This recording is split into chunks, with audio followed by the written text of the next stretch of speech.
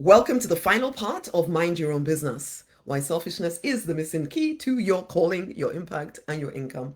And part five today, I've called it Your Voice, Your Path, Your Business, Your Business, Your Business. It's your business. Okay, so what are we talking about today? Um, I've tried to bring up the particular areas. So this immersion series, I've hopefully got you thinking about some of the things that you've just accepted as this is just the way we're supposed to be if we're kind-hearted and if we're nice and we're supposed to be engaged in all of these dramas and noise and nonsense. And hopefully you're starting to think of things differently and maybe even create a bit of a bubble around yourself, which is not to say that we withdraw from life. No, we are fully engaged with life, but not fully engaged with the drama of life, okay? We want to live, not just be engaged in the noise and nonsense and the drama, right? So this part for me was a very big area, a very big area, a very big area. It was actually around growing my business, but I would say it applies to you even if you're in a job, okay? Your career, the thing that a lot of us spend a lot of our time doing. Um, how are you creating that? Is it very dependent on what other people think you should be doing? How have you very deliberately created your own path? Okay, because who are you waiting for permission in order to create the business, the job, the life you want? Because the core problem here is where you are building for other people and not for yourself. And sometimes it's quite subtle, okay? Because you're so concerned about what people might think about you. It's like when I was making my transition out to being a pharmacist, it took me a while to finally have the courage to even put on Facebook that I was now working as in well, real estate was a bit more acceptable because it was a bit more normal for people like professionals like me to be thinking about getting some property, and it kind of seemed kind of normal. What didn't seem normal was when I started talking about coaching. Well, and I was too scared to talk about it for a while. I didn't put it on my social media presence for a while because I had my page, but as in business page, but on my personal profile, I didn't mention anything I was doing because I just felt like, oh, I'm a pharmacist. I'm supposed to, there's the whole thing about being a professional pharmacist. And I was a bit worried that people would think, what, you becoming a coach? What does that even mean? I said, what is that? And so I was so worried about what people would think about me. I was worried about whether they would think my direction was acceptable. Okay. I was worried, whether my ideas would be approved of, whether my message would offend. And actually, in 2015, I think it was, I still remember the divine. I was having a moment with the divine, one of those big, significant moments where I was saying that I mean, I've known the divine forever and it's always been a part of me, but I always thought that some of the work that I do would be within the church. Except I started to realize that it wasn't going to be within the church. And in fact, if anything, the divine said to me in 2015, will you have the courage? Because I hear you saying that you would like to be this leader and do all these things, but will you have the courage to actually speak the message that I'm giving you? And I was like, yes, of course I will. Of course I will. And over since since that time, there's been because I've been learning, I've been opening up, I've been learning so many things that were completely, in some ways, very different, completely different from what I'd grown up being taught. This is the way it's supposed to be. And I was hearing the divine saying something that seemed like completely alien to what I was used to. And I keep being reminded of this message where you said, Rosemary, remember you said that you would have the courage to speak my message, whatever it sounded like. And I was like, yes, I know. I know, I think. Thankfully, there's grace, and thankfully, there's ultimately unconditional love. So I always get the choice as to whether I'm going to do it or not, just like you do. We always get the choice as to whether we're going to actually build a business we want or build a business that we think other people will accept. And there's a difference. There's a difference. And it took me so long, unnecessarily long, to learn this difference. Even though I had heard the divine in 2015, it took me years to finally submit to my own desires. So it's not even submitting to the divine or anything. No, because the divine loved me whatever I did. To my own desire. It's like I didn't think it was acceptable. I didn't think people would accept what I was doing or what I was talking about. And in fact, I did lose lots of friends because I'd talk about it a little bit and then I'd have my pastors and everybody, oh no, we need to have a conversation. We saw what you wrote on Facebook. And it's like, and I got to a point where I was just like, no, I'm not having conversations with any of you. I've chosen not to be in leadership in church and all of that because I knew that at some point my message would be polar in some ways polar opposite to what you guys are saying to your people. And I enjoy being here, but I'm not going to allow you to take this freedom away from me. And I had to get to that point of saying that, but I did lose. I did lose friends. And so I can understand why it's difficult to hold your ground. It was difficult for me too, to begin with. But then it became more like it's most important to me to live my life. My life. It's always been really important for me to live my life, even though it always takes a while for me to get to the point of having the courage to truly submit to my life. And then you have all the voices in your head saying, are you sure though? Are you sure? Because everybody else is thinking this way and there you are thinking this way. Why do you think that you're somehow better than everybody? It's not even that you're better than everybody else. Why do you think that your information is actually more accurate than other people's? When everybody else is saying this and you're trying to say this, what, where, how? And this again is where you must mind your own business. This again is where you must mind your own business, because if not, what you will do is end up with some kind of watered down, especially if you're in business, watered down, hesitant kind of business, which blends in. Nobody really even notices that you exist because you're not saying the truth of you. You're not congruent. And we spoke about congruent last week, didn't we? You're not congruent, and people can sense that. They may not understand why, but they sense that. And I know that the people in my community sense that, as well as the fact that I was drawing people in for the wrong thing. So I was drawing them in for pure business strategy to begin with, and then realized, but I don't want to teach people just business strategy. I don't mind partnering business strategy with spiritual stuff and mindset stuff, but just pure business strategy? No. But it took me a while to get rid of that, because to me, I felt being a business coach was a bit more acceptable than being what? Prosperity minister? What does that even mean, Rosemary?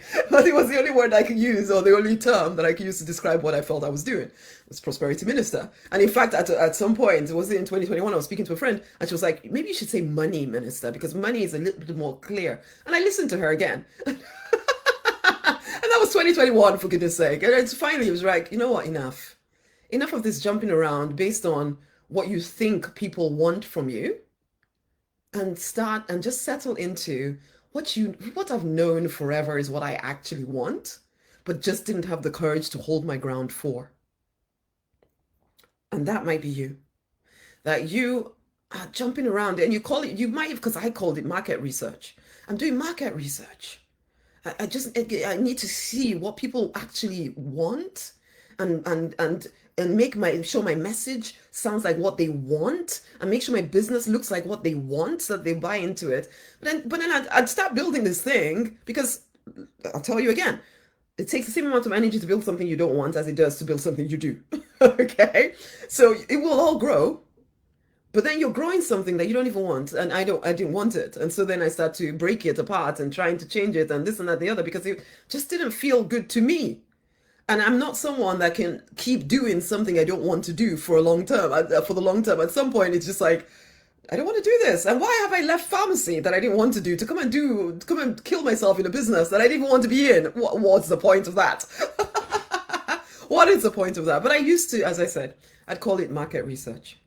Oh, I just need to see what people want. You might be calling it market research as well. You think you're doing research. You think you're validating your ideas, and you think you're being smart and strategic. But what actually is happening is that you're abandoning your own inner direction. You're giving more credence to everybody else's opinion rather than your own.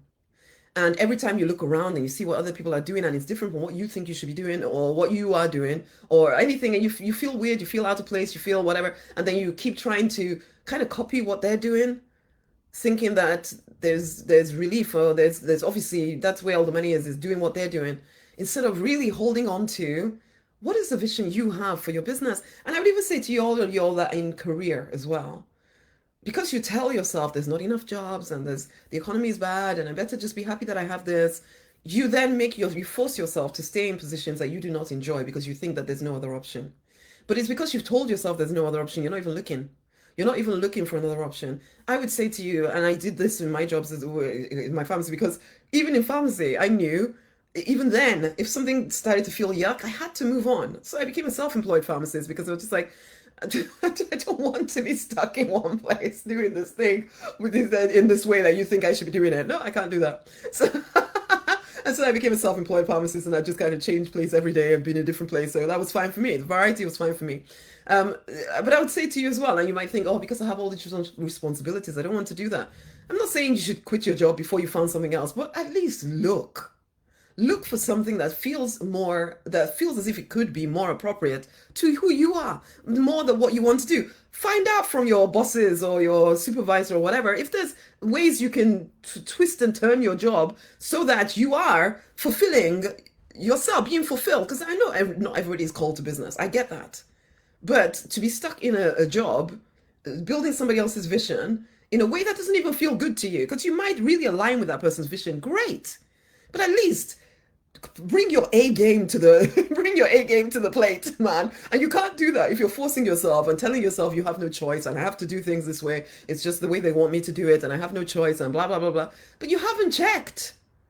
For most people, you say that, but you haven't actually checked. You haven't looked to see if there's another job going. You haven't had the conversations with your boss to say, well, actually, what if we tried to do it this way? What if I tried to do it this way? Because this would actually suit my genius better. And I would be able to be more enthusiastic. I'll come to the job. I'll do more. I promise you this, and blah, blah, blah. Instead, people just complaining about, oh, they have all these targets for me. And nobody actually knows what it's like to be me in my job. And you just get a whiny and be a victim of your job, forgetting that actually somebody killed themselves to provide a job for you. But anyway, that's a different thing, because I'm a business owner. I see things somewhat differently from an employee. But at the same time, I'd say to you, whether you're in job, whether you're in a business, build the job, the business you want. Take responsibility for it. You are the authority in your life. It is not their job to make your life, it's nobody's job to make your life great. It is yours. It is your job. And when it comes back to business, we come back like building your business. Again, it takes the same amount of energy to build a business you like as it does to build one you do not like. So if you go around as telling yourself you're doing market research and trying to shape your business in the way that you think people are going to want it, you still have to be in that business. Remember, you have to keep building that thing, even if you don't want to. That's annoying in the first instance. But the truth is, you could just own up to what you want and then back yourself completely. Back yourself completely. The amount of time and money and energy I spent building businesses that I didn't even want. And then I get so far and realize I just can't keep this going. I can't keep this going. I hate it. I don't want to do it anymore. The number of times I've stopped talking to people about it because I did it so many times. I'd build it up, build it up, build it up, and then hate it and break it. Hate it and break it. The amount of times I did that, it took me a while to learn my lesson. Okay. And if I can save you some time, I'd say to you, honey, mind your own business. Mind your own business. Stop looking to see what everybody else is doing. Stop looking to see what somebody said is good. Definitely the miracle marketing strategy that you must absolutely do if you're going to succeed. It's not true. It's not true. I say to my clients now, do a lot of what you like to do. Discover what you like to do in terms of marketing and do a lot of it. Do a lot of it. You don't need to do every single marketing strategy out there. As you grow your business and you have more money kind of coming in, you can hire other people to do any of the other fancy stuff that you don't want to do. Okay? And then you can grow that way. However, to begin with, for your first 6 figures, honey, it doesn't need to be that complicated. It really, really doesn't. You're just convincing yourself that it does have to be. And it's like, ultimately, everybody could make it 6 figures in a year if you would just hold your ground. Really, really dive deep into what you want to do, not keep getting wider and wider, doing more, doing more, doing more, doing more. Keep changing everything in your business. Every time the offer is different because you did that thing didn't seem to work. So let's try this offer. Let's try that offer. You never give anything time to work. And so you keep jumping around, and you're working very hard, and then you get burnt out, you get very frustrated, you start to feel like, is this ever going to work for me? You just kind of quit. Most people just quit at this point. Aren't you done with that? When you try to be you're trying to be for every single audience. You're trying to be, and usually you're not thinking that you're trying to be for every single audience. No, because if you've done even the slightest amount of marketing, you're supposed to have a niche audience and your ideal client and all of that stuff. And so then you could spend 20 years looking for the ideal client that you think there's enough of them and that you can find them easily. And you're trying to get the perfect something when actually, honey, you are the one that creates your ideal client. Okay? You build a business. And then you get it out there to as many people as possible. Those who enjoy the kind of thing that you're saying will find you. Or if you are out there actually marketing yourself, if you're actually marketing what you're doing, they will find you. They will find you. They will find you. Some of them will say, yes, some of them, some people will see it and think, oh, no, this doesn't agree with me. That's okay. There are enough of your people to make your business successful if you would actually show up. The problem when you don't show up as who you are is that even the people that would have liked you, they can't see you anymore. When you're trying to be all things to all people, you're trying to meet every preference out there, you're trying to listen to every opinion, you're trying to be in all markets, you're trying to be everywhere, then you become nothing to anyone. So even the people that would need, that do need or want what you have, they can't see you because you've just blended right in and they can't see you. You become generic, you become bland, you become invisible, forgettable, and your true message loses its sharpness, as well as it doesn't feel purposeful anymore. It doesn't even feel fulfilling. You could be making lots of money and it still not be fulfilling. That's if you're making lots of money. Because if you're an ambitious spiritual person, the chances are you won't even allow yourself to. If you're anything like me, you'll just break it after a bit. You'll do it for a bit and then, oh, this just feels horrible, and you'll break it. You won't like what you're doing. Return to what you actually want. Ask yourself, what do I want to build? What is the business I want? What do I want to be known for? What kind of work actually lights me up? What kind of marketing feels good to me? What path would I choose if no one had any opinion? If I could do no wrong, what would I actually be doing? For real. And then you're going to have courage to stick with that path. Especially if you're in spiritual work and you're a practical minded person like me. You're a practical minded person, but you're trying to do spiritual work. There's a part of you that has been trained, has been programmed to believe that only things like making money, things like, okay, yeah, like, finding your soulmate relationship or repairing a marriage, very clear, tangible things. Those are the only things that can work. And so if you try to do anything that isn't super tangible, you feel, I don't really, is this going to work? And so you're questioning yourself and questioning yourself and questioning yourself. You're trying to sound like one of those clear things and all of that, and it just filters out or waters down your message. And it just doesn't work. You need to fully embrace who you are. Fully embrace what you have to offer the world. It's like we're doing the I Stay on My Throne. The first two lines of that, that's probably what the divine downloaded those to me for, because it was such a struggle for me. I am certain of myself. I am sure of what I have to offer the world. I am certain of myself. I am sure of what I have to offer the world. Those first two lines. Say that, listen, write out as many times as you need to. What is the business that I want to build? So when you look at it, when it's complete, what does it look like? Who do you think it's for at this point? Okay, you can use ChatGPT for sure, but even don't even allow ChatGPT to kind of lead you in some direction. Really keep coming back to you. What is this for? Who is this for? What is this thing that I want to build? What does it look like when it's complete? What does it look like when it's complete?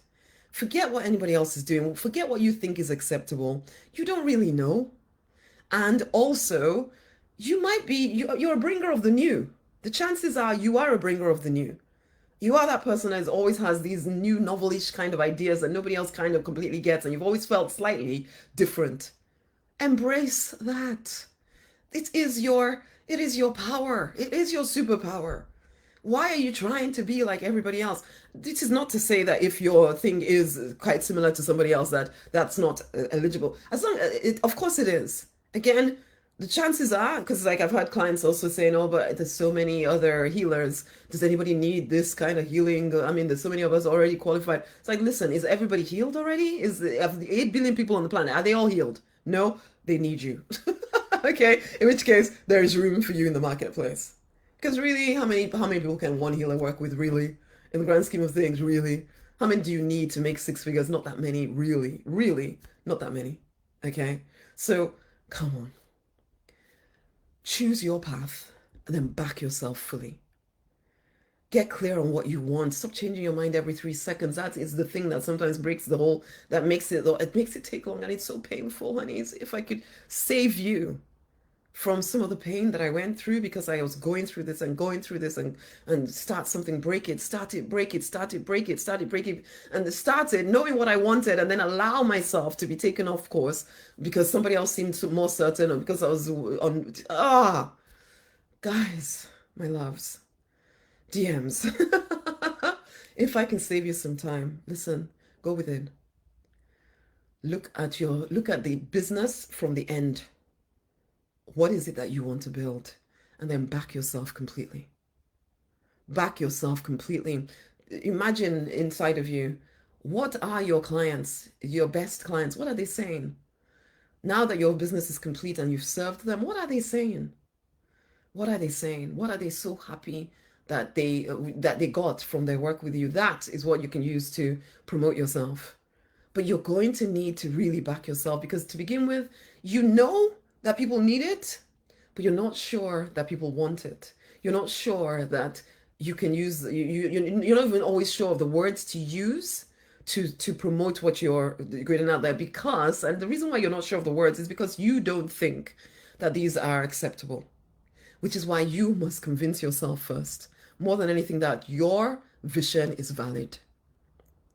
That your vision is valid. That what you see is valid. And in the high moments when you're feeling like really connected to source and everything, it feels, yes, I'm sure of it. And then when you're not feeling so committed and doubt comes in and it's eating you alive. And then somebody says something and you think, you know what, maybe they're right. Maybe I should go that way. Maybe I should go that way. Oh, maybe this, maybe the other, maybe blah, blah, blah, blah, blah. Stop it. You are hurting yourself. And a lot of people do just burn out because you're working hard. You're working so hard, but because you haven't backed yourself properly, you keep building the wrong thing, or you cannot completely commit to this thing because you know it's not the actual thing that you're meant to be building. And people burn out. Or you're stuck in a job you hate because you never really asked about making it more suited to who you are. And even your boss would benefit if you were working the way you mostly want to. Hear me when I say this. Trust that what you want is enough. Sit down with the divine. Really stir up that confidence within you that what you want is enough. That what you see, that vision you see of your completed business, it is enough. That you are enough. That what you have to offer the world, it is enough. That your uniqueness is a magnet. Your energy is what people want to be part of. Really, truly embrace that and stay in your lane. Show up boldly. Do not quit. Show up boldly because that could also be the thing. Because you might know for sure this is a business that I want, but then you're still being tentative about it. Ooh, I'm not sure. I don't know. Oh, honey, that won't work either. That won't work either. You must truly, truly, truly back yourself. You have to back yourself. When nobody else is backing you, you must back yourself. I'll give up now. Which I don't think is a good idea. There's no mistake about you being here with that particular message. You just need to actually put it out there and really, truly trust. Sometimes what you're trying to do will look insane to people who don't have the same vision as you. There was a saying or something that, if you're the only sane person in a room full of people following trends and being crazy, they think you're the crazy one. and if you listen to enough of them, you might start to think that you're the crazy one when actually maybe you're the person that actually seeing things clearly. So, mind your own business. Have the courage to back yourself. Have the courage to keep backing yourself. Even when it doesn't look as if anything is working, keep freaking backing yourself. The only certainty you have is that if you quit, it's over. And I get it. I get how that can feel sometimes. Especially when you're investing a lot of time, a lot of energy, a lot of everything in it. And it can feel like, why, you freak, are you doing this? Are you sure you're not crazy? I get it. But this is when you must mostly stay on your lane. Stop deceiving yourself with telling yourself you're some kind of market research or whatever. What do you really want? And then back yourself completely. You do not need to wait for anybody else to back you. To begin with, mostly you won't even have anybody to back you. If anything, there'll be lots of even loved ones who don't get what you're doing. They don't understand. They don't get it. And they'll be trying to save you from yourself. Enough. Back yourself. Mind your own business. Stay on your lane. This is your life. Your life. You deserve to thrive, to prosper, to live the life you are meant for. But only you can give yourself permission to do it. Okay. Okay, then. That brings us to the end of this immersion series. Such a pleasure to share all of this with you. Until the next time, my lovelies, go forth and prosper. Bye. And of course, yes, I must say, this backing yourself, particularly in this part that we just talked about here, sometimes you need support. Because if everybody around you is trying to get you off your path, then you need support. Let's talk about working together. Let's talk about working together. Okay? You can send me a message. Depending on how you're listening to this, if it's a recording of it, then the chances are that there is an option of getting the Make Your Life Work Better diagnostic consultation. Book yourself in. Schedule it in. If you're already in the community and you're listening to this in the gathering, then you are receiving emails from me telling you how you can work with me. Honey, sometimes you need that support in order to get the confidence to hold your own ground. Do not deny yourself the support. So I tell you from experience, it's one of the hardest things to do, to try and stand on your own. It really is. You don't have to. I can work with you to help you to stay clear, stay focused on what it is that you're actually meant to do here, and do it. Okay? Okay, until the next time, my lovelies, go forth and prosper. Much amazing love.